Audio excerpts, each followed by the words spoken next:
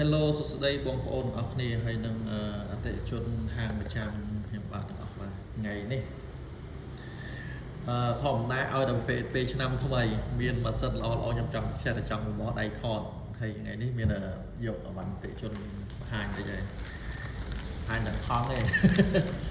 បាទភ្ញៀវទុំទិញបានមួយខែទៅនេះប្រភេទ MSI Cyber ឆ្នាំ2025Core i7 Xenon 13ហើយ AOS 55កប់ប្រចាំឆ្នាំហ្មងនេះតេជនគាត់ត្រូវការលុយមួយចំនួនគាត់យកមកដាក់ប្រចាំខាងខ្ញុំបាទអញ្ចឹងសម្រាប់បងប្អូនផ្សេងៗដែលមានតម្រូវការសាច់ប្រាក់បន្ទាន់ហើយមានរបស់ laptop គ្រឿងអេឡិចត្រូនិកគ្រឿងអលង្ការម៉ូតូរថយន្តជារបស់មានតម្លៃផ្សេងណាអាចយកមកធ្វើការដាក់ប្រចាំនៅខាងហាងប្រចាំ60ខ្ញុំបាទបានបើសិនជាមានតម្រូវការសាច់ប្រាក់បន្ទាន់បាទព្រោះហាងខ្ញុំអាចទុកចិត្តបានសម្រាប់បងប្អូនដែលគាត់មានរបស់មានតម្លៃអាចរក្សាខាងខ្ញុំបានដោយសុវត្ថិភាពហើយពេលបងប្អូនមានលុយឬក៏ធ្វើការរកស៊ីកបបអីផ្សេងបានលុយវិញយកមកលុបខាងខ្ញុំបានហើយរបស់បងប្អូនធានា 100% បានដូចដើមអញ្ចឹងអត់មានខូចខាតឬក៏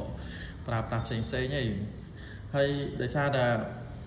ហាងខ្ញុំមានទំនុកចិត្តខ្ពស់អញ្ចឹងបានតែងតែមានបងប្អូនជាច្រើនជួយមកក្រុមគាំទ្រពីម្នាក់ទៅម្នាក់ហើយគាត់ដែលគាត់លូសអវ៉ាន់ត្រឡប់ទៅវិញហ្នឹងអវ៉ាន់គាត់ក៏ដូចដើមអញ្ចឹងបានជាខ្ញុំតែងតែមានអវ៉ាន់ស៊េរីថ្មីដែលគាត់យកមកដាក់ប្រចាំបន្តទៅទៀតអញ្ចឹងណាបាទហើយតែមានថ្មីខ្ញុំថតតែជាធម្មតាមានប្រភេទអវ៉ាន់ដែលមកថ្មីឆ្នាំថ្មីខ្ញុំតែចិត្តថតអញ្ចឹងហើយក៏មានចំណុចមួយដែរសម្រាប់បងប្អូនដែលប្រភេទ laptop ដែលខ្ញុំយកមកថតទេអត់បញ្ហាប៉ះពាល់ដល់ភ្ញៀវអីទេដោយសារជាធម្មតា brand laptop វាជា brand ទូទៅហើយយើងលើកមកវាស្តៀងគ្នាវាអត់បានផ្ដល់អត្តសញ្ញាណឬក៏បាត់បង់គេហៅថាភាពជាឯកជនភាពរបស់ម្ចាស់ទ្រព្យនេះទេអញ្ចឹងណាឧទាហរណ៍ថាខ្ញុំលើកមកអញ្ចឹងហ្នឹងទោះតែដឹងតែពេលប្រភេទ laptop ក៏ដោយប៉ុន្តែយើងអត់សម្គាល់ចាស់បានអញ្ចឹងជាធម្មតាបានជាខ្ញុំចេញវីដេអូថតលើករបស់របរមួយចំនួនរបស់ភ្ញៀវអញ្ចឹងអាចថតបានដោយសារវាអត់បានសម្គាល់អត្តសញ្ញាណទៅភ្ញៀវទេអញ្ចឹងជាគោលការណ៍ខាងខ្ញុំរក្សាការសម្ងាត់ជូនភ្ញៀវគឺនៅដដែលអញ្ចឹងអត់បានបង្ហាញជាអត្តសញ្ញាណដល់ភ្ញៀវគាត់ជាអ្នកនេះទោះជារបស់នឹងរបស់ភ្ញៀវតែពេលលើកអញ្ចឹងវាអត់បានបង្ហាញកើតទេដោយសារវាជា brand ទូទៅអញ្ចឹងណាបាទអញ្ចឹងខាងខ្ញុំគឺរក្សាក្រមសីលធម៌ក្នុងការទទួលប្រចាំជូនបងប្អូនបានទាំងសុវត្ថិភាពទាំងការសម្ងាត់បតិជនអ្វីផ្សេងគឺពួកខ្ញុំថែរក្សាអញ្ចឹងមកជាធម្មតាបងប្អូនឃើញខ្ញុំថតតែចេញមកខ្លួនឯងទៅតមួយមុខមាត់បតិជនខ្ញុំអត់ជាថតបង្ហាញទេដោយសារយើង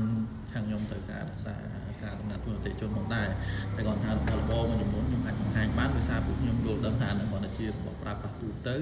ដែលมันសម្គាល់ដល់អត្តសញ្ញាណអតិជននេះអញ្ចឹងសម្រាប់បងប្អូនដែលមានតម្រូវការសាច់ប្រាក់ហើយមានភាពខ្វះអៀនអីក៏អាចតាក់ទងខាងខ្ញុំបានដែរអញ្ចឹងណាខ្ញុំគ្រាន់តែជាតួនាទីមួយដើម្បីដោះស្រាយបញ្ហាសាច់ប្រាក់ជូនបងប្អូនអញ្ចឹងបើសិនជាបងប្អូនមានតម្រូវការសាច់ប្រាក់កុំភ្លេចខាងខ្ញុំហាងប្រចាំ60បាទអរគុណច្រើន